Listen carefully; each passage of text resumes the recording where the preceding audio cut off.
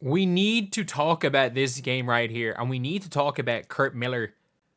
Again, he is, as much as any coach other than Nate Tibbetts, solely focused on Caitlin Clark. And if you guys are new into the channel and enjoy it, subscribe. We're trying to hit 32.4k by the end of the night. If we could do that, that'd be insane. We're like 70 off.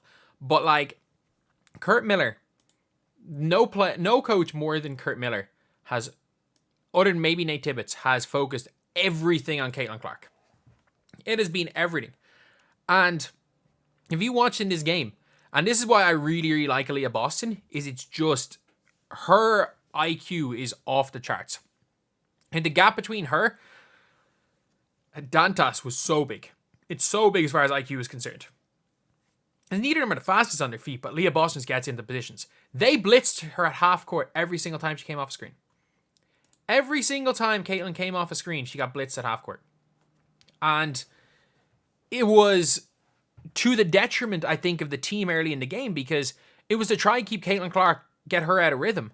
And you can see all of these turnovers for this team. And in fairness, the Sparks forced a lot of turnovers, but they overplayed everything. They gave the Fever easy shot after easy shot after easy shot in this game. Like, the Sparks shot the ball pretty well, I thought. Other than Makia Jackson, the team shot the ball pretty well. And they just could not deal with the Fever because they just overplayed. Their goal was to, under all circumstances, take the ball out of her hands. And that's what Kurt Miller tried to do. It was not, let's try stop this team. It was, get the ball out of Caitlin Clark's hands. And what does she do while being blitzed? And by the way, the Sparks did a really good job the first time these played. The first time these two teams played, Caitlin Clark had 11 points in a win. But she had 5 points going into the last 2 minutes of that game. They did a really good job blitzing her. They forced her into a... Wow, is it only 2 turnovers? Well, she only had 2 turnovers that game. But they managed to stop her. They got the ball out of her hands. She didn't take a crazy amount of shots. She only took 14 shots. And the next time they played, she had 30, but it was the fakest 30 I've ever seen. Like, she just kept getting fouled down the stretch. Like, this was not a good game. She had the fakest 30. This team has done a really good job of stopping Caitlin Clark twice, but that was not Caitlin. That was Caitlin Clark. This is not the same. And he went out and decided, just like in May, once we can let's try to cut the head off the monster. But unfortunately, they got taken out by the other parts. And that is where, obviously, Aliyah Boston comes in. And look, Kelsey Mitchell didn't have the greatest game. I thought she started going too much dribble. Let me shoot some dumb shots. She stopped really cutting off the ball. And when she was cutting, the more she cut, the better she was. The more she cuts, the better she is. And Aliyah Boston a couple of times did miss her on cuts, I will say. But again, like, you can have, like, an off game is 18 points on decent shooting splits for her. But Alyssa Smith was really good. But what basically they did was, they were blitzing screens. And what Aliyah Boston does is, she gets into the best positions imaginable. Like, Aliyah Boston will, if she needs to go into the short roll, she'll short roll. If she needs to dive and seal, she'll dive and seal. And that's what the thing was. It was Caitlin Clark finding her in that post. She got some seals. She was being found. And towards the end of the game, she was getting better with the hockey assists. And you could see that they were literally letting Aliyah Boston do whatever she wanted. Like, if Aliyah Boston was more aggressive today, she could have had 40. And that was the goal. That was their goal. Their goal was, we do not care if Aliyah Boston beats us. We do not care if Kelsey Mitchell beats us. We do not care if Alyssa Smith beats us. We don't care if Erica Wheeler, Damaris Dantas, Katie Lou Samuelson beat us. We actually don't care. Let's just stop Caitlin Clark. They were guarding her they didn't full court press her because they saw against Dallas that that's not going to work. So they did blitz her harder than any team has blitzed her since the start of the year. And Caitlin Clark's seen everything. She has seen absolutely everything. And the team just went into a bit of defensive free fall towards the end of the game. Like, you could see that they wanted this. This was not a team that, like, effort-wise, this was not a tanking team. They were getting caught on switches quite a bit, which was not good for them.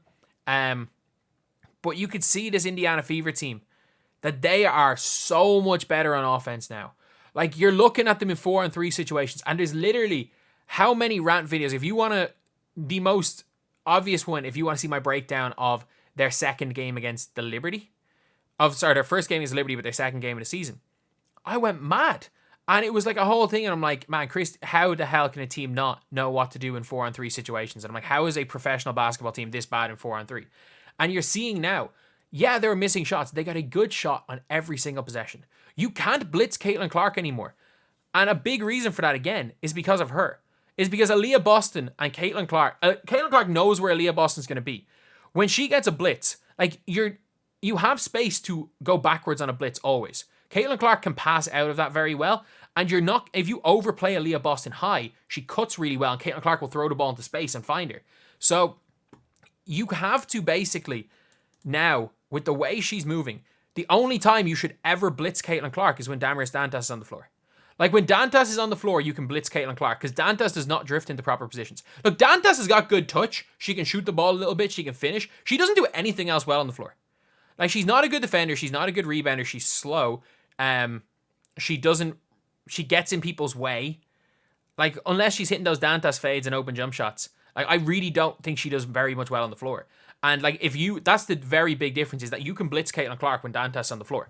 If you blitz her and make things hard on Caitlin Clark, she doesn't have the outlet. But now she has the outlet. And also, you're now in a situation where you're putting so much extended pressure on Caitlin Clark that in transition, she can just burn you. And you're seeing it there, like, because every single player that has it drilled in, we're going to blitz, we're playing aggressive, we're going to blitz, we're doing all this, they will push up on her. So even in transition, you're going to be more aggressive. And Caitlin Clark she just kept going one dribble right. They would be overly playing her. Bam, back into the three. Like, she shot a couple of those threes. She got a few good looks that she missed. And then she would just, if she's being overplayed, she'd go downhill. Like, they overplayed her in every single scenario. She got overplayed. And she was able to beat them. And she's doing a really good job now of the kind of jump stop, lean into the fouls, which she's gotten better at. Her mid-range game, her floater, that kind of like jump shotty layup thing that she shoots. I don't even know if it's a floater, but it's kind of like a jump shot layup. I don't know what it is. It looks like a layup sometimes from outside the key. The bank shot that she shoots, and she makes that at a seriously good rate through contact as well. She's hard to stop. She's really hard to stop. And we saw it today. That, like, and it's not just she's hard to stop. You can stop her. Like, the team, by the way, Caitlin Clark had 2 points in the second quarter. She had 2 points, and it was free throws. Caitlin Clark did not shoot the ball in the second quarter. Had 5 assists, and the team scored more points in the first quarter. And the funny thing is, if you looked at this game, in the quarters where Caitlin Clark scored the most points, in the quarter she scored the most points, the team scored the least, 23, 22. But you can't stop both.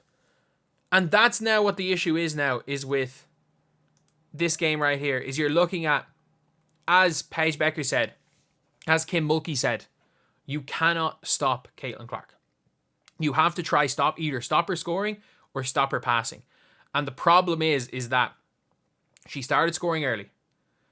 They tried to stop her kind of passing, get the ball out of her hands early. She hit a couple of shots. Then they would start blitzing even more. They tried to stop her from scoring, stop her doing that damage. She killed you with the passing. And then you had to stop blitzing. You started switching more, but still playing with extended pressure. She then scores, 7 points in a minute and a half or something. And then by the end of the game, she's just in too much of a rhythm that there's nothing you can do. Whether it's a rhythm passing, rhythm shooting. And Aliyah Boston has enough of the ball that she's good at making good decisions. You've allowed Nalissa Smith to get into a rhythm. Like, teams don't know how to guard her.